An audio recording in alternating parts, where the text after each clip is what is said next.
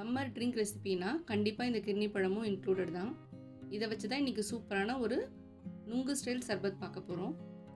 இதை பண்ணுறதுக்கு ஒரு கிர்னி பழத்தை இந்த மாதிரி ஷேப்பாகவோ இல்லைனா ஹாஃபாகவோ கட் பண்ணி எடுத்துக்கோங்க.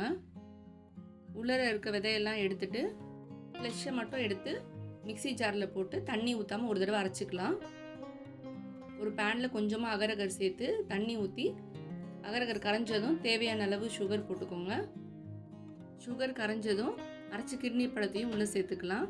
இதை ஒரு தடவை நல்லா கிளறி சூடாக இருக்கும்போது சின்ன சின்ன பவுலில் ஊற்றி ஃப்ரிட்ஜில் வச்சு செட் பண்ணி எடுத்துக்கலாம். இது நல்லா செட் ஆனதும் இந்த மாதிரி சின்ன சின்னதாக கட் பண்ணிக்கலாம். இப்போ ஒரு பவுலில் ஊற வச்ச சப்ஜா சீட்ஸ், கிர்னி பழத்தோட ஜெல்லி, கொஞ்சமாக சர்பத், உங்களுக்கு என்ன கலர் வேணுமோ ஆட் பண்ணிக்கலாம், அப்புறம் சில்லுன்னு இருக்க பால், இது எல்லாமே சேர்த்து ஒரு தடவை நல்லா கிளறி சில்லுன்னு சர்வ் பண்ணிங்கன்னா சூப்பரான நுங்கு ஸ்டைல் சர்பத் வீட்லேயே ரெடி.